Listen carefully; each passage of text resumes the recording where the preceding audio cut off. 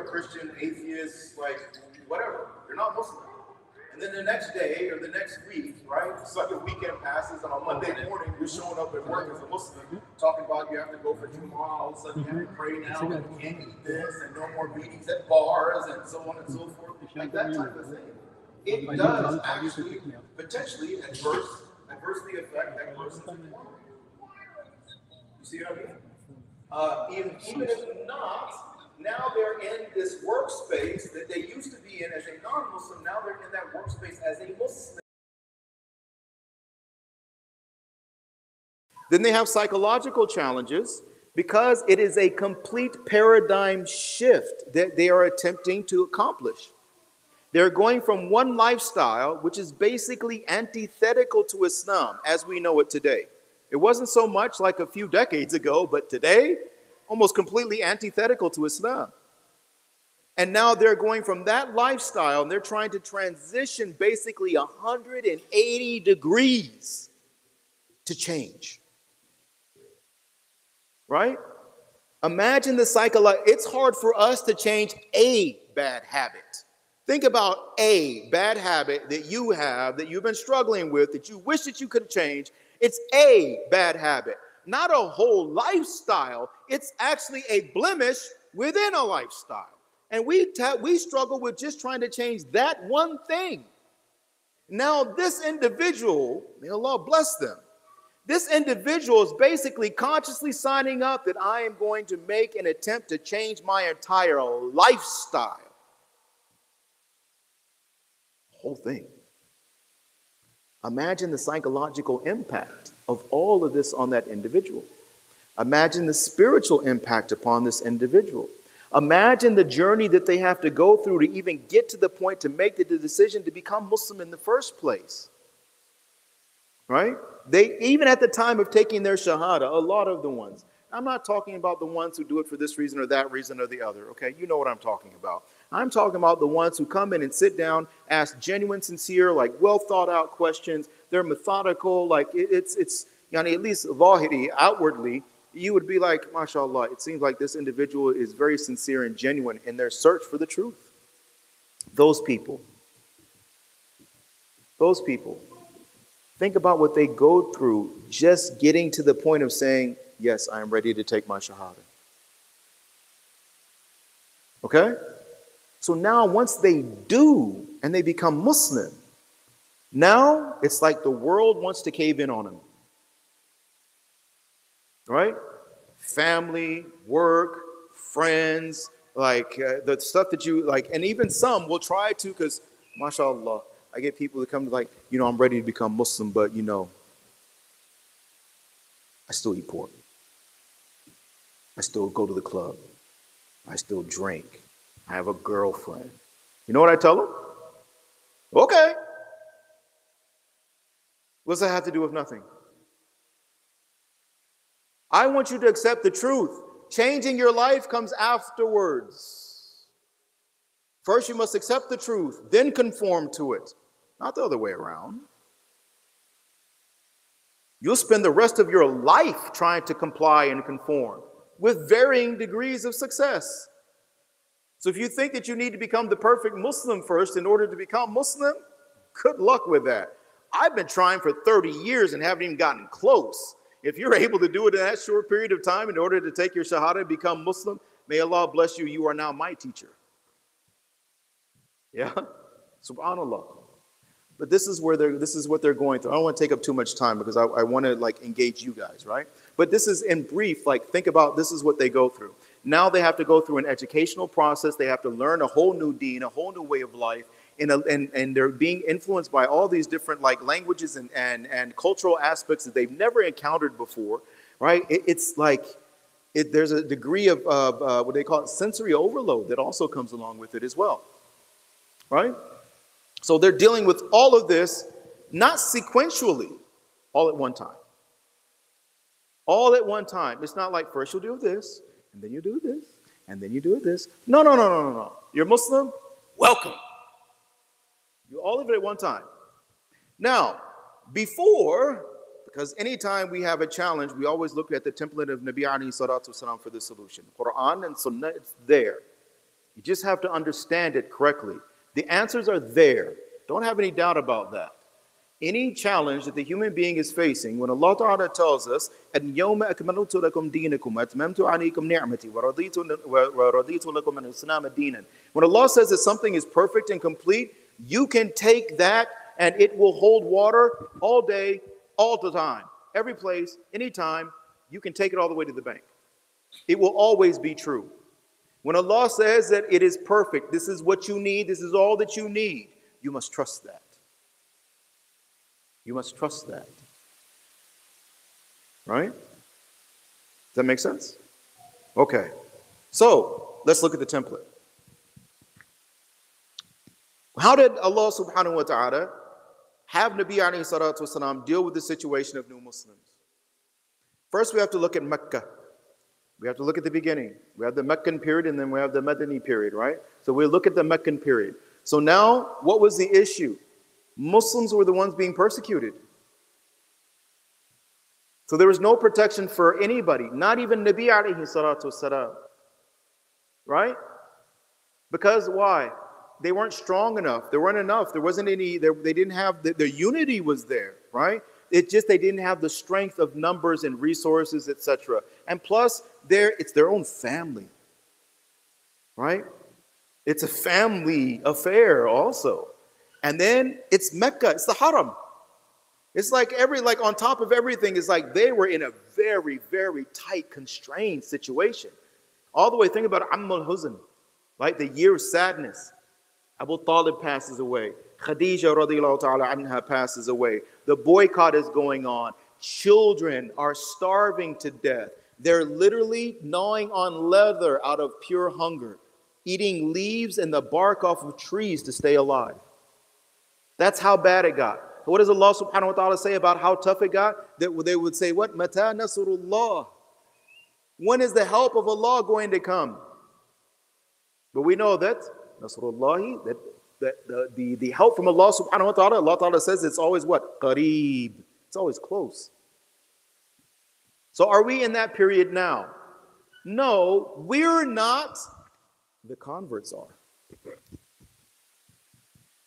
See how it still applies?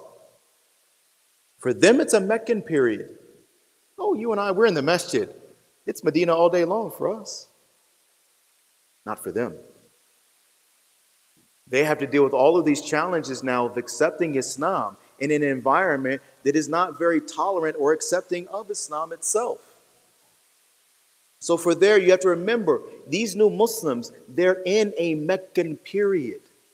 You and I may not feel it, right? But for them, it is very real. For them, it is very real.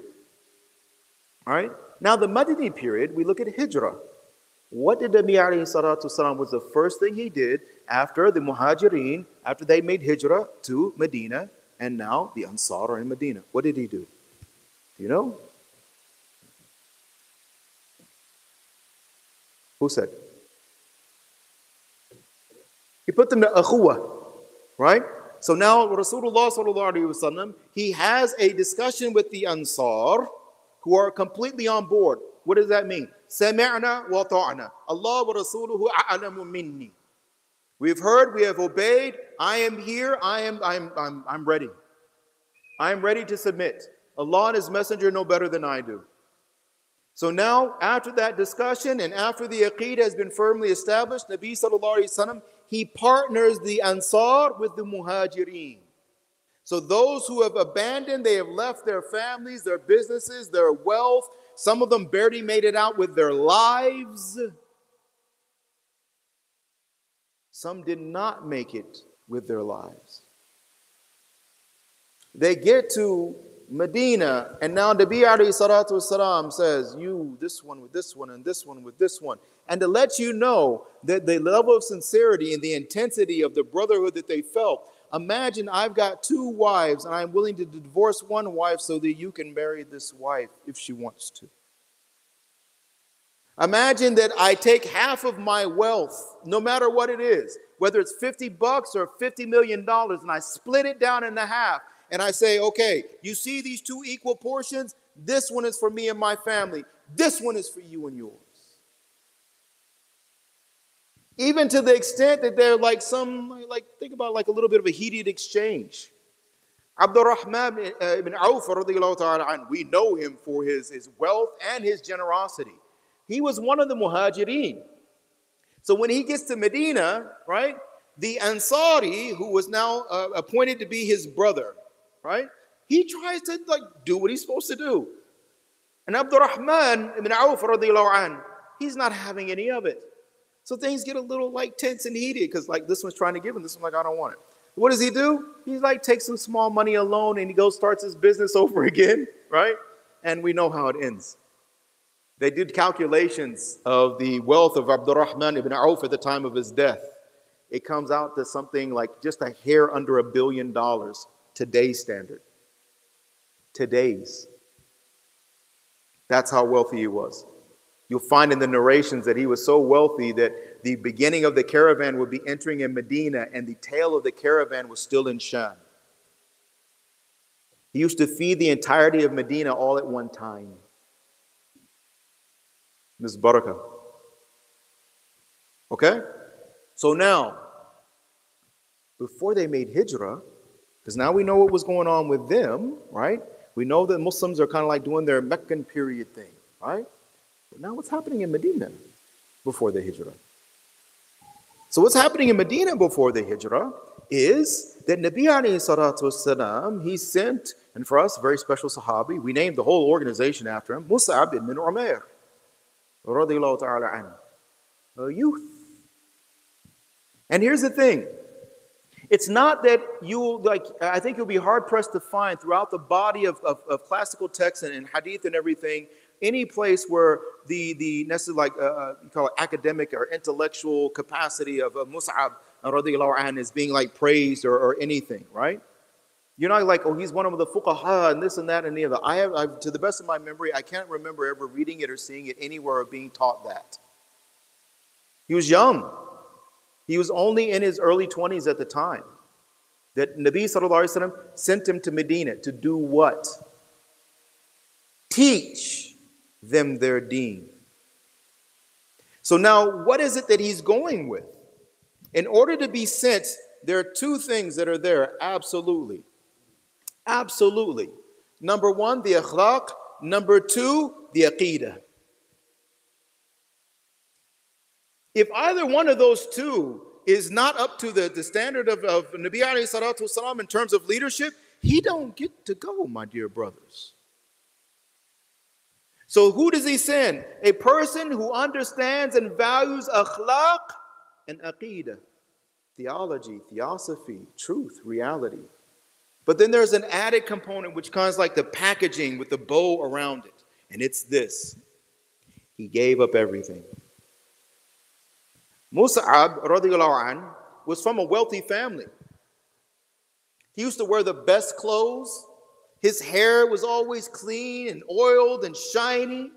The itar that he used to wear used to leave like a trail fragrance behind him, right? This was the lifestyle that Mus'ab was accustomed to. One of convenience, wealth, luxury, indulgence, decadence. And then he becomes Muslim. And his family wants him to do what? Of course, leave Islam. But he refuses. Then they threaten him, we'll take it all away. And he says, okay. My Islam doesn't have a price. That stuff doesn't belong to me. Actually, it doesn't even belong to you. If you want to take it away, that's between you and Allah. Now that same Mus'ab with disheveled and dirty hair, with only a single sheet to cover his body, is now wandering out through the streets of Medina. Excuse me, Mecca. He gets sent to Medina. You see what I mean? You see who Nabi alayhi salatu wasalam is choosing, the type of people he chooses to be leaders, to be teachers, to be at the forefront. Look at Mus'ab if you want to see. Look at Abu Bakr if you want to see. Look at Umar if you want to see. Uthman and Ali radiallahu ta'ala anhum if you want to see. Look at Umar ibn Abdul Aziz if you want to see. So many examples. And here's the thing. When you look at Mus'ab, you will find it in them too. Because the template. Because of the template. Now, we did them, and we did us, we did Mecca, and we did Medina. How does that apply to us? The question, what can I do? What is the most important thing that they need? I'm going to answer that question for you once and for all. And this answer will not change. It doesn't matter if somebody gives you a different answer. If you want, you can bring me the different answer and I'll explain to you how, no, this is underneath that. It's this. We must generate the environment and atmosphere of taqwa and iman, yaqeen, tawakkul ala Allah in our masajid. And the only way that that can be done is if it is in the hearts of the people attending that masjid. You want to know what they need? They need you to be the best Muslim that you can possibly be. You want to know what you can do? That's the first thing that you can do, is be the best Muslim that you can possibly be. Forget the money. Forget the casual handouts. Forget all of that stuff. That's things. We value people more than things, more than buildings, more than money. I'm telling you, the template of Islam, the template of this deen, it remains consistent. My dear, beautiful brothers, what they need is you. The potential that exists in you. One of the biggest challenges that I have, right, when I'm dealing with new Muslims is that they don't have a backdrop to fall back on. Culturally, especially this new generation, I think my generation, we talk there's still a lot of from our old lifestyle, right, prior to becoming Muslim that we recognize in Islam. Unfortunately, today, these young people, they do not feel the same way. Because society and the societal norms have changed so drastically and so dramatically. You see what I'm saying? So what is it that they need? They need an environment to plug into. They need, when they're going through all the issues with work and family and this and that, they need to be able to walk into the masjid and receive genuine, sincere love, compassion, and concern. Not casual, not passing, not passive. They need brothers. The sisters need sisters. Nabi sallallahu alaihi wasallam, he took, look, this is the template, brothers. I put it in front of you. I put it in front of you. It's the template. Why is it that these people come into the fold of Islam? And what do we do? I struggle for resources on a day-to-day basis. I got brothers who are there's converts and brothers at work. We struggle for resources on a day-to-day basis. And yet we watch resources wasted throughout the Muslim community. Right? So if it was just a matter of money will solve the problem, there's money being thrown left, right, and center, and this organization is doing this and that organization is doing that. But I'm telling you, look at the statistics. I deal with the people on the ground. I deal with the situation on the ground. The situation is eroding. It is getting worse. It is not getting better. And the attention that we're actually applying to the issue is becoming less. It is not increasing.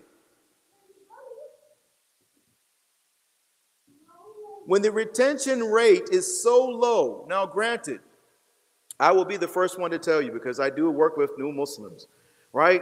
Some of them are just flaky. Okay? Some of them are just flaky. They're goofing around, playing around. They're it's a fad, a phase, or whatever, right? Sometimes there's a girl involved or whatever the case may be. May Allah give them hidayah. Because I have seen those people come back before. They were goofing around, got involved in this and that and the other. And mashallah, they come and they sit down with you and you give them extra information. And then they ghost you. They disappear on you. And then subhanallah, 4 years later, it's hey, don't I know him? Beard, topi and everything, making salat and Jumu'ah. It's Salaam alaikum. Eric, is that you? Hey, Salams, it is me. It's like, oh, Allahu Akbar. You never know. You never know, right? But they have to have that home. They have to have that family to come into, right? They have to know that level of support, and they're going to be able to come into the environment, and they're not going to be judged. I gave a shahada this week, and alhamdulillah, mashallah.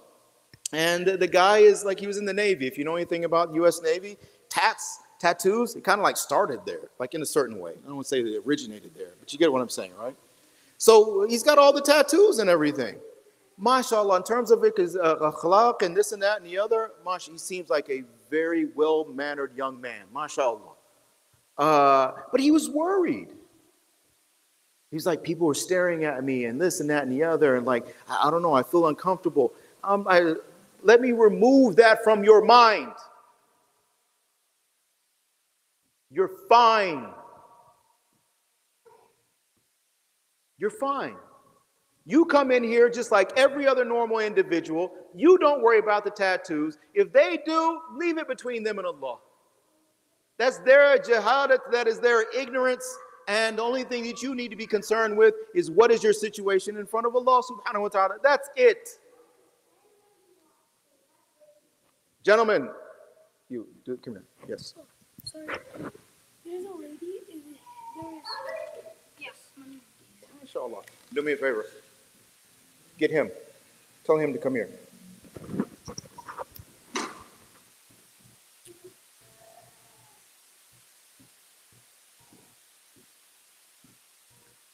Brother, if you're going to be in here while I'm doing a program, you're going to be loud, then mashallah, you get to go on camera too. Come here. You're not going to like this one, I don't think. Come here. Come here. Do you see these people? Do you know what they are? Yeah.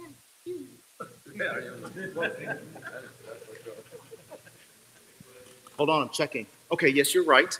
Okay. These are your uncles. Do you know what they're here learning right now? Yes. Do you think that's important? So, should you be quiet so they can learn? Yeah. Okay. Say inshallah. Okay, off you go. Quiet. We need them in the masjid. Okay? Regardless of like you hear that like we want them here. They gotta be here, okay? Yes, we as uncles, we have to discipline them and we ought to love them, and sometimes we gotta be patient, but we need them here. Okay? We just gotta talk to them and be tolerant. This is what we're talking about. This is what we're talking about. Give them love. Yes, tarbiyah. Okay? We want them to be like well-rounded young men, right? We want them to be disciplined young men. Right now, they're young boys. We were there. We did what we did. Then we did istighfar, hopefully, inshallah. Right? We were there, mashallah. But this is, verily there are signs, right? Because the same thing that these new Muslims that they need when they come to the deen, the same way that our young people, as they're growing up, they need the environment also. Our youth that are returning back to Islam, they are probably the most shy to come back. When they find out there's like, I heard you're non-judgmental. I was like, oh, well, it depends on the situation. I don't want to set high expectations. And that's like, whoa. Yes, I'm here to help. I'm a resource. I want you to get closer to Allah subhanahu wa ta'ala. Now, sometimes I may have to judge you and call you out to let you know that you're bogus, but it's out of love. It's out of respect. It's out of concern for your akhirah. It's not because like I feel any maliciousness or viciousness, animosity towards you. See the difference? Just love, pure love. So when these youth that are now coming back to Islam, the stories, the things they've done, okay, it's a lot. Most of the older generation, I don't even think you would be able to handle listening to it. I'm serious. Juwayba, I'm so serious. I really don't. Like, not because like I can't, like, but because like you would not want to hear that much negativity, that much like to know that Muslim youth are out there doing that. And only thing is, it's not an anomaly. These are regular practices that are taking place within the Muslim community, not in some other city, here in the greater Chicagoland area. Right? And they're scared, they're confused, they're like dealing with all of this stuff that us as experienced adults, right, that we are struggling to deal with. They're dealing with it at like 10, 11, 12, in their teenage years or early years in college, right? It's an incredible challenge. And they want help, and they need somebody to talk to, and they want to feel like there's a place that they can go and they can be at peace and they'll always be welcomed. And why shouldn't that be the masjid? Why should that not be the masjid? When Rasulullah ﷺ is in the masjid, and now an individual comes and starts urinating in the masjid. He didn't do it on purpose. He thought there was like a court. He didn't know that this was technically still part of the masjid, right? So it's not like he was like intentionally, it was a mistake, error in judgment. And the Sahaba, right? Urinate in the house of Allah, like, right? Which is, mashallah, that's a very nice reaction. But Nabi sallallahu alayhi wasallam, who is what? Balanced and mature, refined and elevated. He says, let him finish. Let him finish. You don't want to cause him pain or disturbance by interrupting him once the flow has started. Right? Brother, subhanallah, like I've seen these young kids and these young guys like yelled and screamed at, and like people like want to yell at the administration, and I've seen them like try to argue with people in the office and everything else, right? Over this, like, and I'm like, subhanallah, what is it that we're not understanding about community? What is it that we're not understanding about shared responsibility and shared accountability? We're all in this together. We're all on the same boat together. We've got to work together because our success, to a certain degree, we are dependent upon each other. Allah made it that way. But not as a curse, as a blessing, as a ni'mah, as a means of accessing barakah from Allah subhanahu wa ta'ala. Right? So this is the big thing.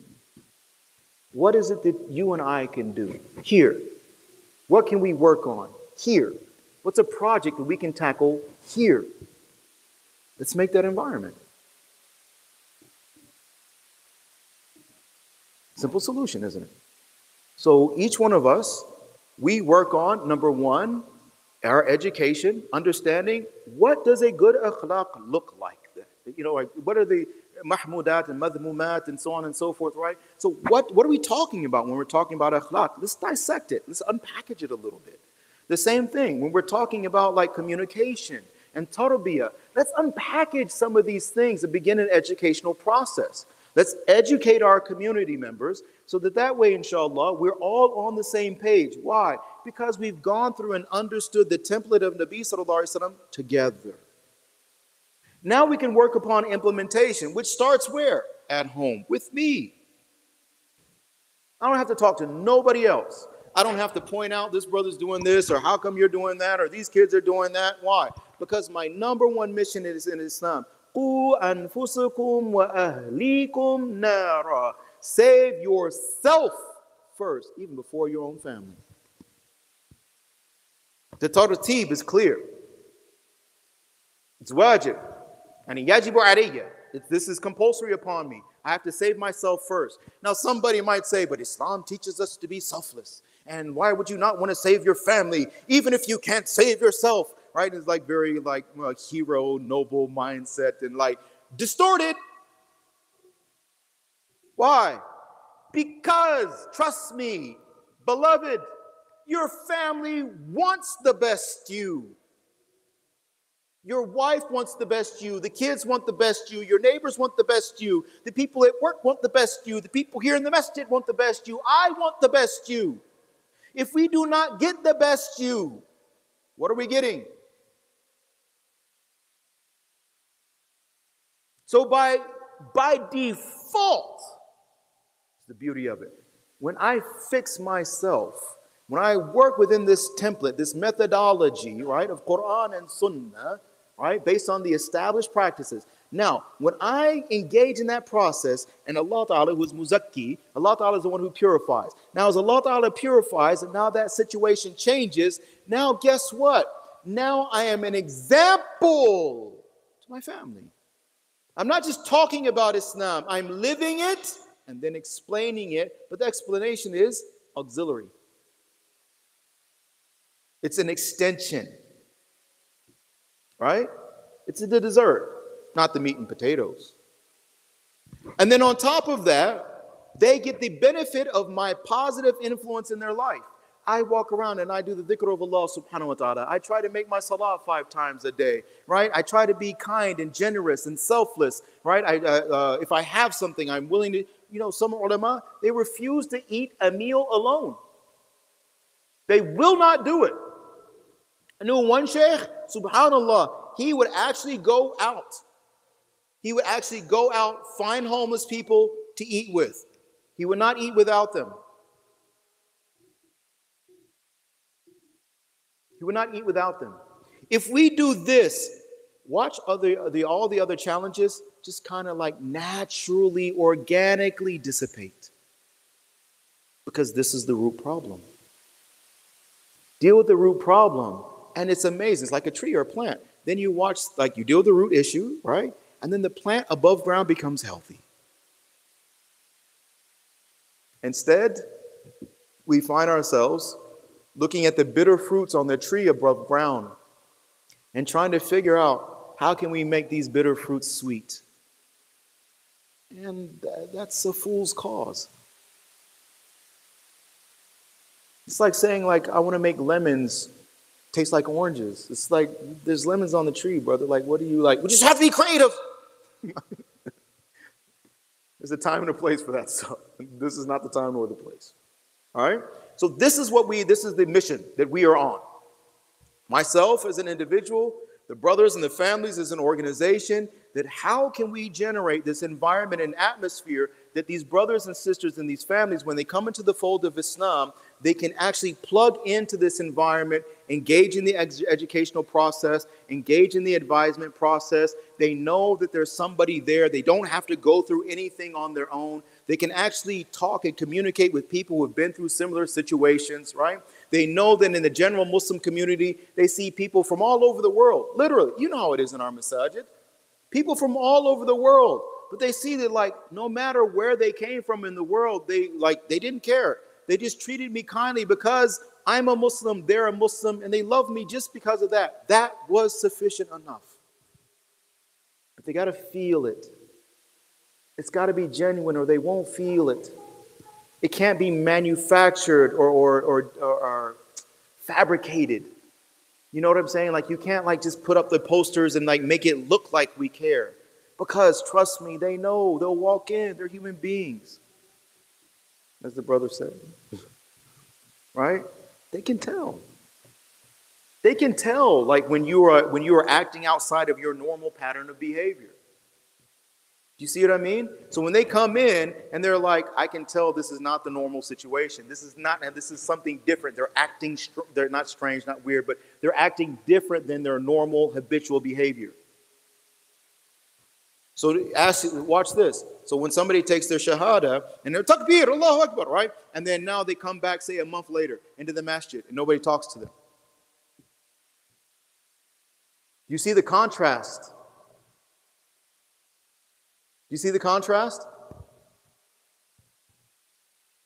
It's intense. Now, and I'm done after this, remember this. How many of us are there?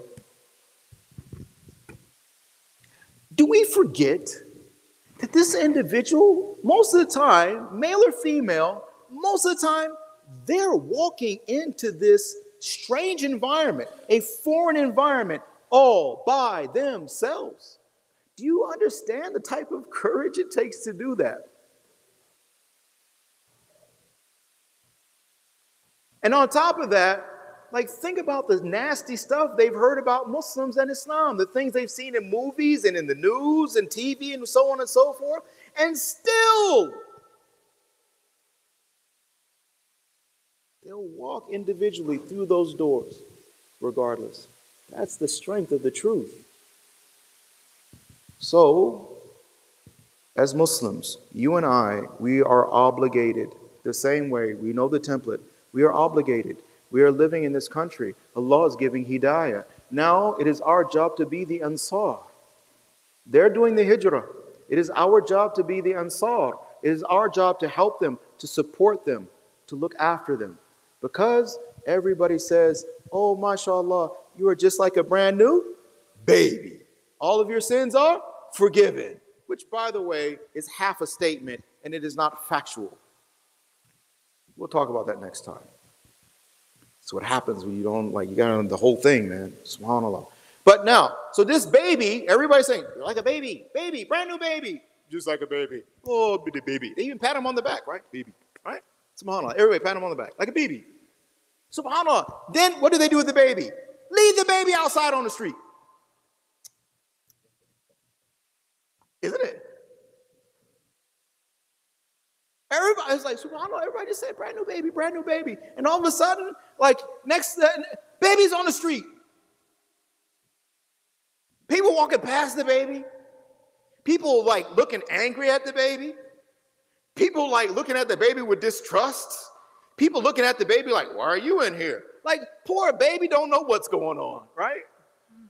We went from everybody loved the baby to like, can nobody stand the baby? And then we tell the baby to do what? Go learn, baby.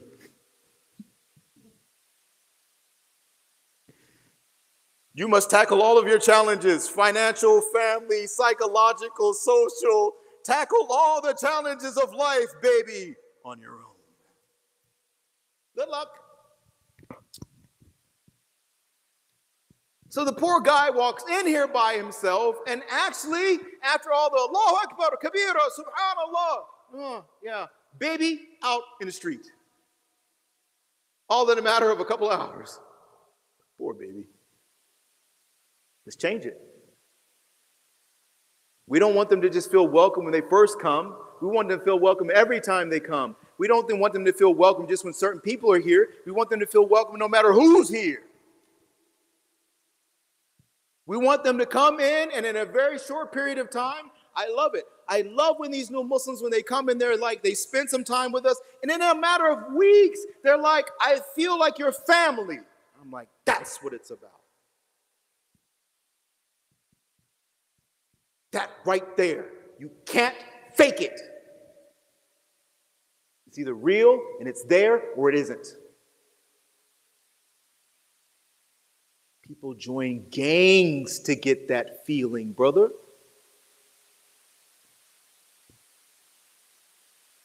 Think about it, right? Okay. Enough of me. So my question to you is, how? What do we do? What are the issues? Individually, with your families, like as a community, how do you see it? What are the things that, like, the challenges or some of the insights or things that come to your mind, if anything? I want to make sure to give you an opportunity to speak on a regular basis, okay? Because your input is valuable. For me, like, oh my guys, to tell you, like, data, right?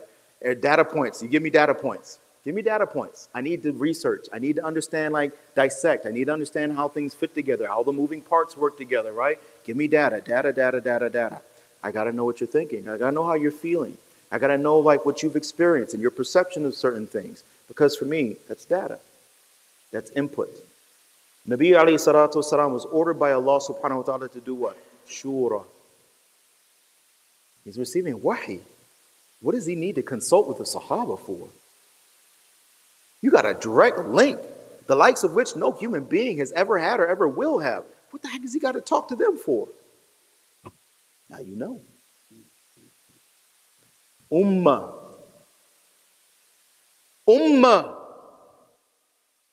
Rasulullah sallallahu alaihi wasallam was not allowed to be separate from the ummah. Even he functioned within the model of ummah. Yes? Okay. Challenges, worries, problems, concerns, questions, comments.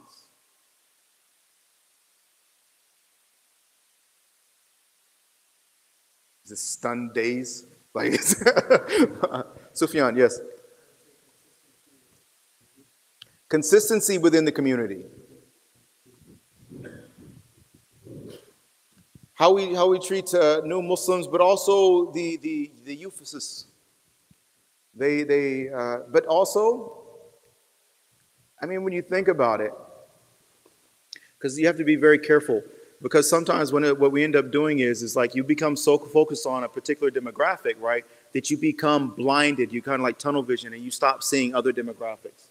So one of the things that I notice is like, so say for instance, well, a prime example, we had a brother today who was here for a Jumu'ah, and he just moved to the community a couple of months ago. What type of reception does he receive? We have immigrants, right, that moving into the area. I remember we were working together with, there were some churches and everything in the area, and there's actually a home for Afghani families and everything, right? So we have immigrants that are even moving into the area. How are they received when they come to the masjid? They all need the same thing. Yes, I highlight a couple of demographics because those are the ones that I work with. But brother, like, I mean that for everybody, you included. Think about it. Don't you want that when you come into the masjid? Don't you want to feel that? Because if you feel that, think about it. People won't be so quick to leave as soon as Assalamu alaikum rahmatullah, Assalamu alaikum rahmatullah, me, zip, ting. Right? Why? Because I'm comfortable. I'm with my brothers. I'm with family. Like there's a huwa here. Right? So like, mashallah, this is when you want to stay and you want to talk and like maybe sit down and have some tea and before you go home and like in the night with the brothers. You see? Inshallah. You want to be consistent? Sufyan's. Al-istiqama fawqa al-karama. It's a saying, not a hadith. This steadfastness or consistency that you're talking about, it is like the pinnacle. It is that the flag at the top of the hill that ulama that they're hunting for, right? Because one thing is to be able to do something for a short period of time, right? But even it comes in hadith, right? من قال النبي صلى الله عليه وسلم أحب الأعمال إلى الله أدومها وإن قال أو كما قال عليه الصلاة والسلام. Right, the most beloved of all the work or the actions, a'mal, right, to Allah subhanahu wa ta'ala are those which are done consistently, even if they're small, even if they're little. That's how much it's valued in the deen. So that's how we have to take an approach. It is a methodical approach, meaning like this is a portion of deen that we need to revive. Because it's really, like, I'm not using that word lightly. I mean it. Revive. Revivify. Okay? And that is the process and the effort of tazkiyah. It's the methodology that exists within Islam that helps us to reach our full potential. That's what it is. It's really what it's about. Right? How do we use Islam to bring that natural, inherent beauty and potential out of each and every human being? Does that make sense? That sounds like a mission of Rasulullah sallallahu alaihi wasallam, right? It's positive. Okay? So let's stay positive.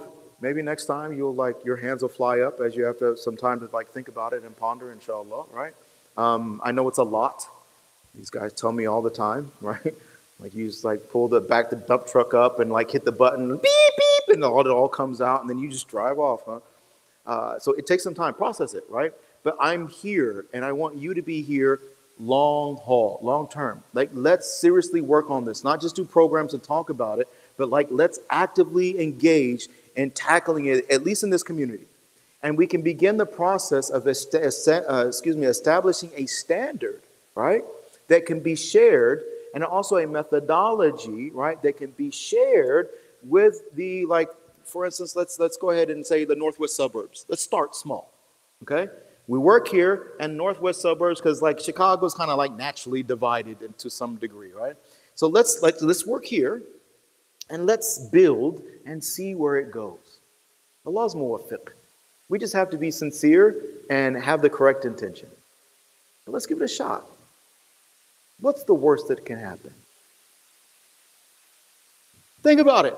Oh, we made a whole lot of effort for Dean, and we were struggling. We made sacrifice. I gave money. I did all kinds of stuff. I sat in classes. I learned stuff, and then nothing happened. Except the fact that you got udger that you can't even begin to calculate or comprehend. And you're not going to lose it unless you destroy it yourself. Right? Yeah. We have to be careful, inshallah. May Allah subhanahu wa ta'ala bless all of you. I thoroughly enjoy coming to Masjid al-Huda. I was kind of like poked and prodded. This is still home, guys. Okay?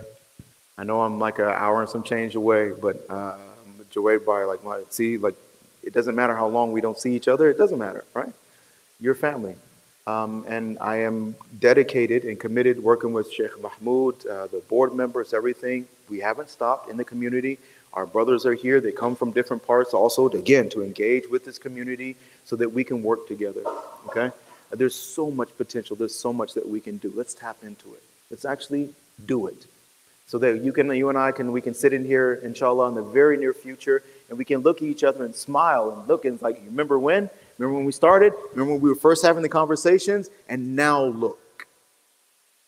Look, that little bit of effort. Look at all the change. Look at all the positivity. Look at the impact that came from Allah subhanahu wa ta'ala. That's how He works.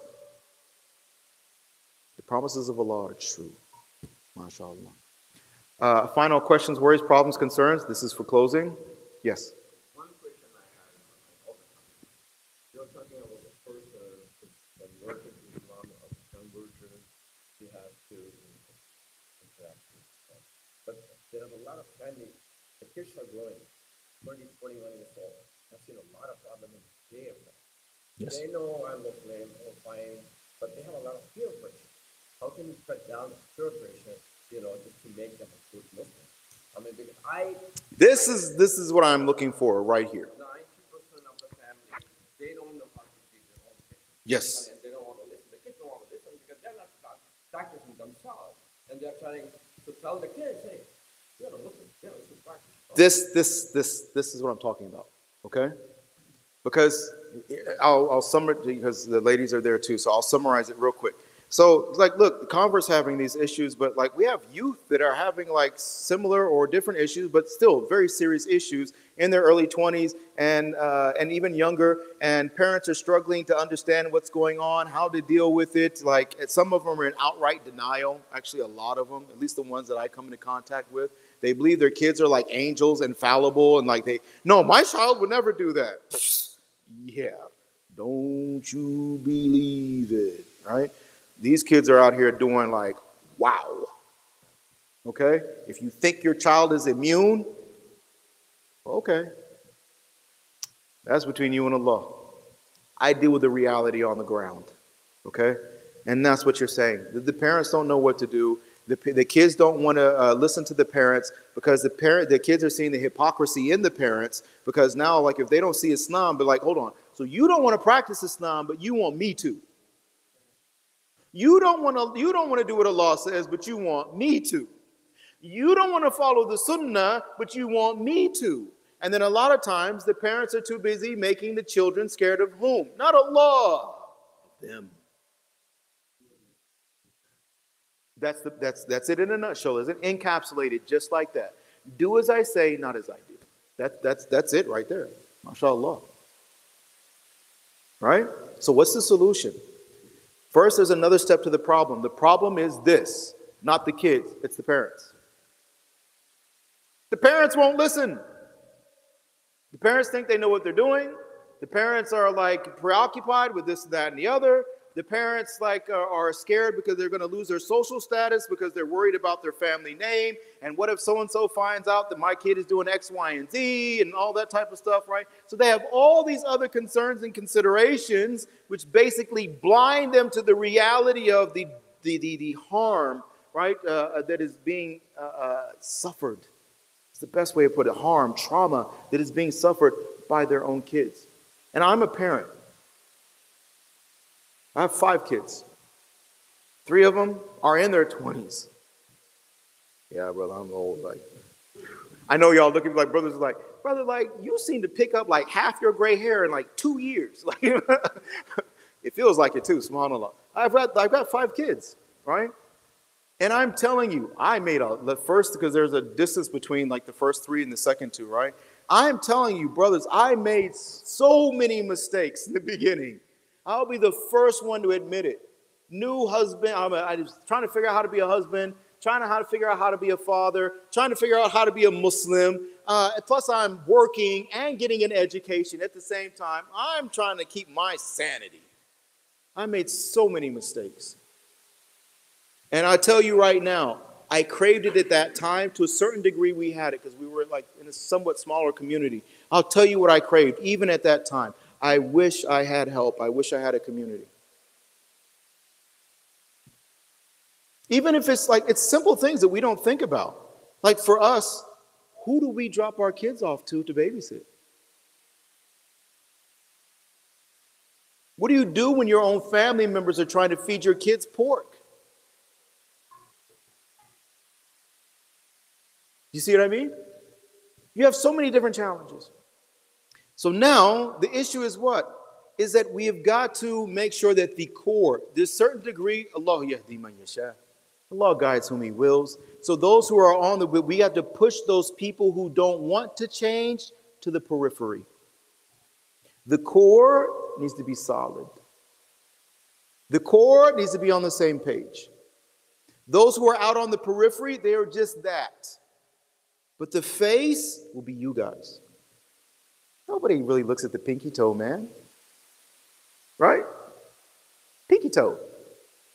Just leave them pinky toes. You see what I'm saying? Like, leave them out there on the periphery. We don't want to lose them because we're making dua for them too, right? Like I said, people change. They may be on the periphery today and dead smack in the center of everything tomorrow. The ones who are in the middle today may be on the periphery tomorrow. We don't know. So we're not trying to judge or get rid of anybody. We're saying who's ever strong right now and who's ever sincere and willing to make the effort, come to the front. If you're not right now, step out of the way. Done. Simple, isn't it?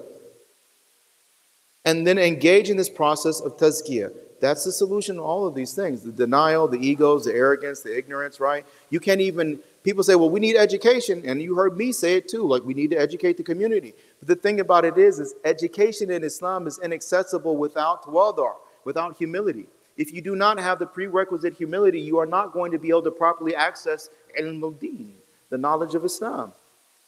Based on your level of humility, so like say for instance, you got this much humility. Well, you can only access this much knowledge. When the humility increases, well, then potentially the knowledge can increase. But I didn't say information. Oh, you can increase information all you want to. But I said knowledge, not information. The difference. It's the beginning. We're going to start. We're going to engage in these dialogues, right? I'm thinking actually I got to talk to the guys, inshallah. But I'm actually thinking like we can even do a more like a panel discussion for next month, right? And switch things up. I don't want to like the lecture thing like that's. But it's Jumu'ah. We just did khutbahs and everything and all that, right? But I want to engage you guys. Let's use some different platforms and methodologies and everything, and let's engage the community and let's get some momentum built up. Let's get some speed, some energy built up, right? So we can actually start tackling some issues and solving some problems long term, inshallah. Instead of just always, I'm worried about the kids and complaining about this one and that one, and the board doesn't do this and the community does that, and my wife is like that, but my husband's like this. It's like, Allahu Akbar, we're not in second grade, and I'm not here to listen to you whine. If you're here to whine and complain, please go sit over there. If you're ready to roll up your shirt sleeves, and you're ready to sweat, and you're ready to cry, and you're ready to sacrifice, and you're willing to be selfless, then let's lock arms.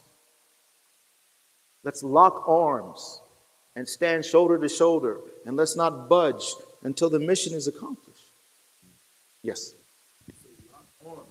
Lock arms. You know what that means. I think if we were to lock arms and walk, so like I was doing in our hearts, like commanding, like He said He did. us to allow Allah to join our hearts, something like the heart and its status when compared to the feet. I think we feel so much about our feet that at points when we stand in the ring that they can't even touch us. We were commanded by it. Their connection. Absolutely. Actually, ulama and shuyukh, and it comes in a hadith also, what happens if there's a gap in between you and salah? Shaitan fills that gap, isn't it? And there are a number of hadith that also allude to these various things that take place, right? So you can actually look at the salah with the jama'ah. I'm talking about like the whole thing. I'm talking about sometime you come through that door. You see how the shoes are, how the wudu area is, how the bathroom's kept, how they waiting for the salah to take place, how they line up, whether they like touching each other, whether you can tell, do they look at each other, do they know each other?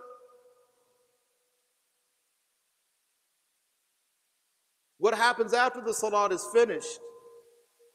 I've stood by a person in salah and go shoulder to shoulder with them, and they literally go like this. Like, why are you touching me? You're sick. That's the only way that thought should come into your head. You are standing in the sufuf of Muslims, and you are surprised that a Muslim is touching you. What is wrong with you?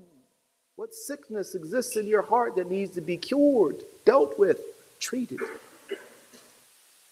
Yes, it does. It absolutely does. But Allah Ta'ala also says that this ta'leeful qulub, it only takes place from Allah.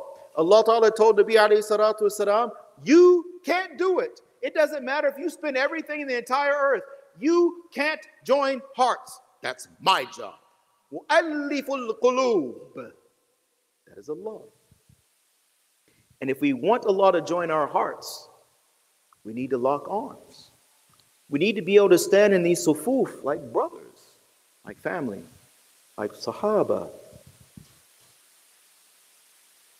And in short, yeah, sum it all up. Let's pretend to be sahaba. Shall we? Why not? Again, what's the worst that can happen? We don't like meet the mark. Pfft, we knew that going in. Right? The 10% rule. You know the 10% rule? No? Really? Allahu Akbar. I'm going to send, I'll get it to Imran. Maybe I'll send it in WhatsApp also. So there's a hadith of Nabi alayhi salatu wasalam. I also wanted to do them one for 99 men, but the time is gone. You know how I am. Nabi alayhi salatu wasalam, he's talking about his brothers, right? And the Sahaba are like, where are your brothers? He's like, no, you're my Sahaba. He's like, who are your brothers? Nabi alayhi salatu wasalam starts talking about these people that's going to come afterwards, right? They've never seen me or anything, but they will firmly believe in me. And these are my brothers. But they will only do 10% of what you do. Right? 10%! They will only do 10% of what you do. 10%. That's reasonable. That we can strive for. Okay, fine. We are not going to become Abu Bakr Siddiq radhiyallahu anhu, right? What about 10% of Abu Bakr? Now that's more reasonable. That's doable. That's something, a target like potentially we can hit. Pick your Sahabi. I have my favorite. Actually, I got a list, but I got my number one. Who's your favorite? Brother, I'm telling you, if you're a Muslim, you better have a favorite Sahabi. Like, I don't know. Right? These kids are running around with favorite comic book heroes and everything else, and they're talking about which one. Like, come on, man, you're Muslim. You got to have a favorite Sahabi. And if you don't, well, that's where we'll begin. We need to get to know who they are. So we can try to be like them, inshallah. May Allah Ta'ala accept all of us. May Allah subhanahu wa ta'ala accept our intentions. We have a lot of work to do. May Allah subhanahu wa ta'ala grant us the courage and the strength and the ability to be able to accomplish that work. May Allah subhanahu wa ta'ala join our hearts, remove any rancor, animosity, enmity, hatred, ill feelings, or anything from all of our hearts for each other and for the Muslim community. May Allah subhanahu wa ta'ala guide us and use us as a means of hidayah for the non-Muslim community. May Allah subhanahu wa ta'ala cause compassion and empathy, love, genuine care and concern to flow forth from our hearts and thus from our lives for the duration of the remainder of our lives. آمين يا رب العالمين. اللهم اغفر لنا وللمؤمنين والمؤمنات والمسلمين والمسلمات الأحياء منهم والأموات. سبحان الله وبحمده سبحانك اللهم وبحمدك ونشهد أن لا إله إلا أنت ونستغفرك ونتوب إليك. سبحان ربك رب العزة عما يصفون وسلام على المرسلين والحمد لله رب العالمين برحمته. جزاكم الله خيرا جزاء. I just want to commend you, and I let you know I appreciate the fact you guys pay attention. Like the whole time I'm looking, I see nothing but eyes, serious faces, thinking faces, and I want to let you know, like I notice it, I value it, I appreciate it. Please, inshallah.